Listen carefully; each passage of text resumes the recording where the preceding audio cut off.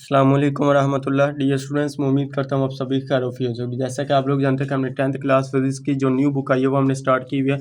इसका हम unit number 10 लेके चल रहे थे, थर्मल फिजिक्स वाला। लास्ट वीडियो में मैंने आप लोगों को ये वाला टॉपिक बड़ी डिटेल के साथ क्लियर करवाया था, क्लोरोफ्लोरोकार्बन के बगैर रेफ्रिजरेशन वाला। ये मैंने आप लोगों को कंसेप्ट के लिए एक एक चीज़ डायग्राम की मदद से क्लियर करवाई थी। जैसा कि आप लोग स्क्रीन के ऊपर देख रहे हैं, अगर आप लोगों ने ये लेक्चर नहीं लिया तो इसको पहले अच्छी तरह से समझे, एक एक चीज़ कंसेप्ट के लिए से आप लोगों को क्लियर करवाना, तो इसको अच्छी तरह से समझे। उसके बाद आप लोगों ने नेक्स्ट टॉपिक की तरफ मूव करना है।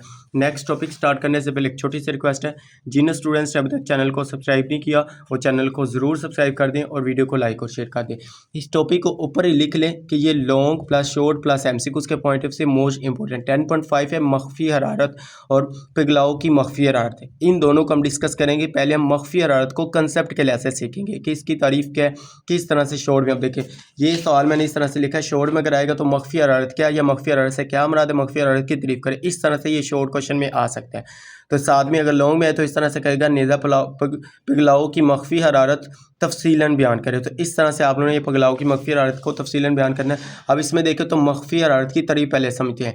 मख्फी हरारत वो थर्मल एनर्जी है जो किसी मादे का टेम्परेचर तब्दील किए बगैर इसकी हालत में तब्दील करने के लिए दरकार होती है। अब देखो, कहता है कि कोई मादा है उसका टेम्परेचर तब्दील के बगैर इसकी हालत दरकार करने के लिए जो एनर्जी रिक्वायर्ड होती है, जो एनर्जी दरकार होती है, उसको हम मख्फी हरारत कहते हैं। अब देखिए, कोई मादा है उसका मादा टेम्परेचर तब्दील किए बगैर कैसे इसकी हालत तब्दील हो सकती है, कभी भी नहीं हो सकती। क्योंकि जब भी कोई मादा, फॉर एग्जांपल हम यहाँ पे एक मादा ले लें, इसके अंदर हमारे पास ठोस जिस्म है, यहाँ से हम इसकी हीट अप करेंगे तो इसका टेम्परेचर तो ज़ाहिर सी बात है चेंज होगा। इसको अब मैं यहाँ से आप लोगों को छोटी सी डायग्राम की मदद से समझाता हूँ। इसको मैंने कंसेप्ट के लिहाज से आप लोगों को क्लियर करवाएंगे। वीडियो लास्ट तक देखेंगे, एक एक चीज़ इंशाल्लाह आप लोगों की इधर बैठे बैठे क्लियर हो जाएगा, टॉपिक भी आप लोगों की इधर बैठे बैठे क्लियर होगा। अब इसमें देखें, फॉर एग्जाम्पल हमारे पास ठोस जिसम में बर्फ़ है। अब इसमें ठोस है, ठोस में बर्फ़ क्या होती है, आइस होती है ठोस जिसम में। अब ये बर्फ़ है, इसके साथ इसके अंदर को पार्टिकल पड़े हुए, मॉलिक्यूल्स इसके बर्फ़ के पड़े हुए हैं। अब जैसे हम इसको नीचे से हीट अप करेंगे, इसको नीचे से हरारत देंगे तो इसका टेम्परेचर चेंज होगा, ज़ाहिर सी बात हमने पढ़ा है। लेकिन वो कहते हैं मख्फी हरारत इसका टेम्परेचर तब्दील किए बगैर इसकी हालत तब्दील करने के लिए दरकार होती है एनर्जी। अब ये जो हरारत है वो कहता है इसकी हमने हरारत भी देनी लेकिन टेम्परेचर तब्दील नहीं होना चाहिए। याद रखिए, जब भी किसी जिस्म को हम हरारत देते हैं तो इसकी दो चीज़ें तब्दील होती हैं, एक नहीं होती, दो चीज़ें तब्दील हो रही होती हैं, एक इसकी हालत और एक इसका टेम्परेचर। ये दोनों कभी भी एक साथ बैक वक्त एक साथ नहीं चेंज हो सकते। या टेम्परेचर चेंज होगा एक, या हालत चेंज होगी, या टेम्परेचर चेंज होगा या हालत चेंज होगी। इन दोनों में एक चीज़ चेंज होगी, कभी भी दोनों साथ में नहीं हो सकती। तवज्जो से बैठें। अब इसमें देखें तो हमने इसको हरारत भी हमने पढ़ी हुई, टेम्परेचर भी पढ़ा हुआ है। टेम्परेचर क्या था, किसी जिस्म का ठंडा या गर्म होना शिद्दत का नाम है। जो हमारे पास किसी जिस्म का गर्म या ठंडा होने की शिद्दत का नाम टेम्परेचर कहलाता था। हरारत भी हमने पढ़ी थी, एक शक्ल से दूसरी शक्ल में जो कन्वर्ट कर दे उसको हम क्या कहते हैं, हरारत कहते थे। अब ये हमने 9th में पढ़ा था। 10th में अब हम पढ़ रहे थर्मल फिजिक्स का चैप्टर पढ़ लें। तो उस लिहाज से मॉलिक्यूल्स की बात करें कि मॉलिक्यूल्स के लिहाज से टेम्परेचर की डिफाइन करती है जिस्म के मॉलिक्यूल्स की ओस काइनेटिक एनर्जी को टेम्परेचर कहते हैं। ओस kinetic mean average kinetic energy को, ये आप लोगों ने टेम्परेचर की डिफाइन करनी मॉलिक्यूल्स के लिहाज से। उसके बाद हरारत की भी देख लेते हैं, मॉलिक्यूल्स के लिहाज से क्या बनती है। मॉलिक्यूल्स की टोटल काइनेटिक एनर्जी को हरारत कहते हैं। मॉलिक्यूल्स की टोटल काइनेटिक एनर्जी, ये जो हम हरारत दे रहे हैं इसकी मॉलिक्यूल्स की टोटल काइनेटिक एनर्जी है। इसको अब देखिए, यहाँ से हमने इसको इतनी को एनर्जी देनी है कि सिर्फ इसकी हालत चेंज हो जाए, टेम्परेचर चेंज ना हो, एक चीज़ इसमें चेंज होगी।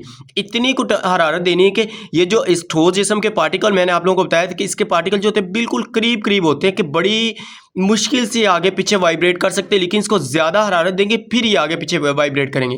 लेकिन हमने इसको इतनी को हरारत देनी कि इसके पार्टिकल ना आराम से थोड़ी बहुत आगे पीछे चेंज हो जाए, मीन इसकी हालत चेंज हो जाए, टेम्परेचर इसका चेंज ना हो। जैसे इसकी हालत चेंज होगी तो ये बर्फ़ जो पिघल कर क्या बनेगी, माया में चली जाएगी, माया हालत में कन्वर्ट हो जाएगी।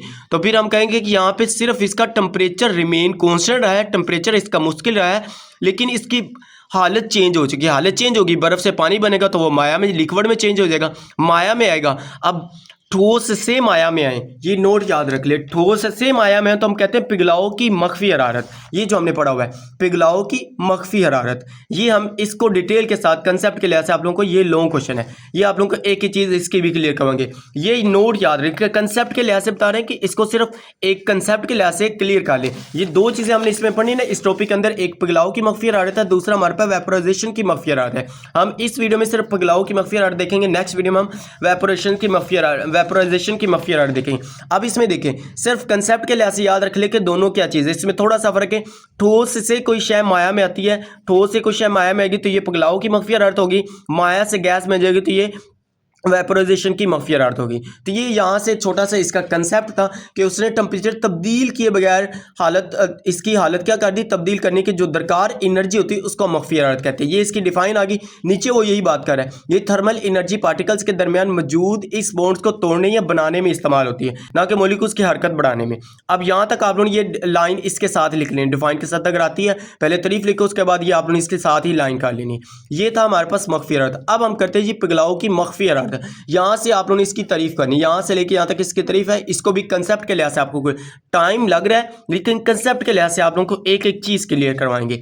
पिघलाओ की मख्फी हरारत वो थर्मल एनर्जी है जो 1 kg ठोस मादा को इसके मेल्टिंग पॉइंट पर, मेल्टिंग पॉइंट का टेम्परेचर होता है 0 डिग्री, ये याद रखें, मेल्टिंग पॉइंट का टेम्परेचर 0 डिग्री होता है, पर बगैर टेम्परेचर तब्दील किए माया में तब्दील। अब यही बात ऊपर हमने की है कि बगैर तब्दील किए, इसको भी ठोस को माया में तब्दील कर रहे हैं, ठोस से माया में जाए तो क्या होता है पिघलाओ की मख्फी हरारत। इसको हम इस डायग्राम, ये जो तजर्बा नंबर 1 है इसमें देखें, इसमें उसने इसको डिफाइन किया हुआ है। इसको कंसेप्ट क्या देखें, कंसेप्ट इसका यहाँ पे जैसे हमने कहा कि यहाँ से हमने इसको हीट देंगे, ये हमारे पास टेम्परेचर है, ये हमारे पास टाइम है। जैसे जैसे टेम्परेचर बढ़ेगा, टेम्परेचर बढ़ रहा है लेकिन ये बर्फ ही है, लेकिन इसकी हालत चेंज नहीं हो रही। जैसे मैंने आप लोगों को यहाँ से डायग्राम से क्लियर करना, अब देखिए जैसे हमने इसको हीट अप किया तो इसकी हालत चेंज हुई है लेकिन टेम्परेचर नहीं बढ़ा। सेम ऐसे वो कहता है -30 था तो इसका टेम्परेचर बढ़ा -20 आ गया, फिर टेम्परेचर बढ़ा 20 पे आ गया।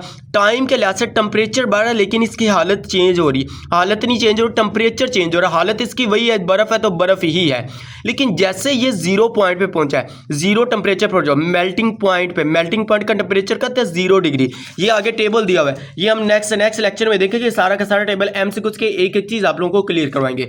ये हमारे पास आ जाएगा।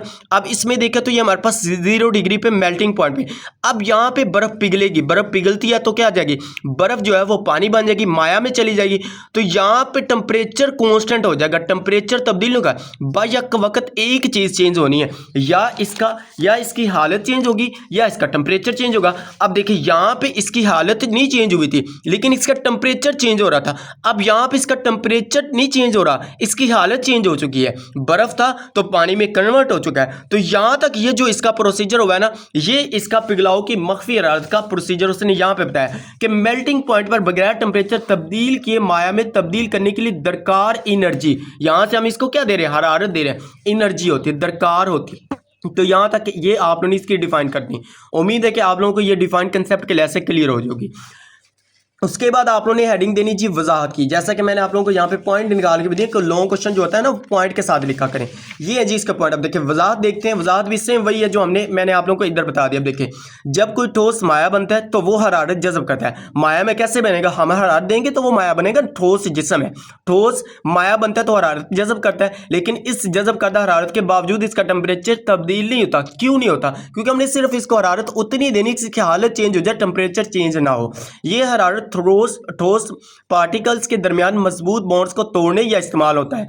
अब इसके दरमियान देखें तो यहाँ पे इसके दरमियान पार्टिकल्स, इसी को वो बॉन्ड्स कह रहे हैं कि इसके बॉन्डिंग को तोड़ने के लिए इस्तेमाल होती है। जो हरारत हम दे रहे हैं इतनी को देनी कि इसके बॉन्डिंग की ब्रेक हो जाए, ब्रेक मीन इसके टूट जाए, इस्तेमाल होती है ताकि वो माया की तरह आज़ादाना हरकत कर सके। जब तक पूरा ठोस पिघल ना जाए टेम्परेचर मुश्किल आता है। मीन वो कहता है जब तक जो बर्फ है वो पानी ना बन जाए तब तक इसका टेम्परेचर चेंज नहीं होता, चेंज इसका जो टेम्परेचर होगा वो इसका मुश्किल रहेगा।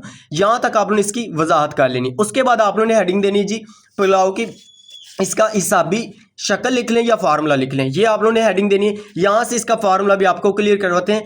यहाँ पे इसका फार्मूला देखिए Q = mLF है, Q से मुराद वो कहते हैं थर्मल एनर्जी है, M से मुराद मादे का मास है और LF से मुराद है पिघलाव की मख्फी हरारत। अब LF जो स्टूडेंट्स क्या करते हैं, इसको इस तरह से लिख देते हैं LF। ये लिखेंगे तो आप लोगों को गलत हो सकता है।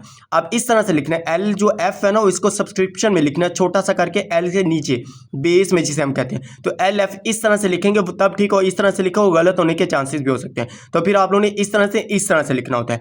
अब इसको हमें तो चाहिए LF, लेकिन ये उसने थर्मल एनर्जी का फार्मूला दिया, LF का नहीं है। यहां से हम इसको निकाल लेते हैं। अब इसमें देखें ये इधर मल्टीप्लाई हो रहा है, ये इधर ही रहेगा, LF इधर रहेगा, लेकिन M इधर ज़रब हो रहा है, मल्टीप्लाई हो रहा है। इधर आके क्या हो जाएगा, डिवाइड तकसीम, तो क्या आ जाएगा Q/M। तो ये यहां तक आप लोगों ने इसका फार्मूला इधर तक लिखना है। इधर तक लिखेंगे तो ये ठीक है इसका फार्मूला है, लेकिन इधर तक आप लोग ज्यादा बेस्ट ये है कि इसको निकालें। क्यों, हम पढ़ रहे हैं पिघलाव की मख्फी हरारत, तो पिघलाव की मख्फी हरारत को हम क्या कह रहे हैं, LF। तो LF अलग कर ले, LF क्या आ जाएगा Q/M। अब इसका चौथे नंबर पे आप लोगों ने हेडिंग देनी यूनिट की। अब यूनिट क्या है, एनर्जी का यूनिट क्या होता है जूल, मास की यूनिट क्या है kg। अब जूल पर kg, तो ये इसका यूनिट आ जाएगा।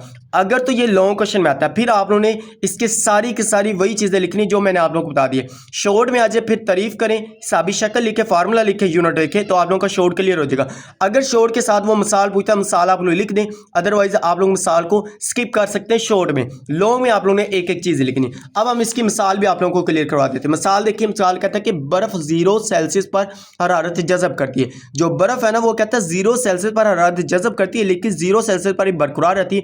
बरकरार किस तरह से रहती है, अब देखें यहां से हमने इसको हीट अप किया तो ये जो हमारे पास मेल्टिंग पॉइंट पर बनेगा, तो बर्फ 0 सेल्सियस पर ये बर्फ पिघलती है, लेकिन यहां पे इसका टेम्परेचर चेंज नहीं हुआ, टेम्परेचर इसका रिमेन कांस्टेंट है। टेम्परेचर इसका कांस्टेंट रहेगा, वो मुश्किल ही रहेगा।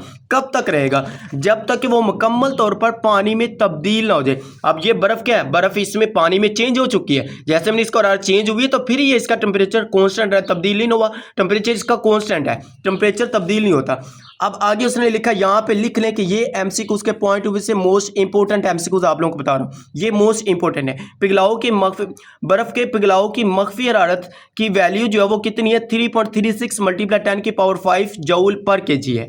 इसका मतलब है कि 1 kg बर्फ को 0 सेल्सियस पर, अब इसका मतलब क्या है, जो इतनी वैल्यू, इसका क्या मतलब है, कहता है 1 किलो, 1 किलो बर्फ है, उसको 0 से इसको पिघलाने के लिए कितनी एनर्जी दरकार होनी चाहिए, ये वाली हरारत होनी चाहिए इसकी। वो कहता है कि इसको 0 पर पिघलाने के लिए, पानी बनाने के लिए कितनी एनर्जी दरकार होनी चाहिए, ये जो हमने बर्फ के पिघलाव की मख्फी हरारत पढ़ी है, 3.36 × 10⁵ जूल हरारत दरकार होगी। इधर तक आपने इसकी ये मिसाल कर लेनी। तो उम्मीद करते हैं ये आप लोगों को एक एक चीज़ कंसेप्ट के लिहाज से डिटेल के साथ क्लियर करवाई है, आप लोगों को क्लियर होगी जी।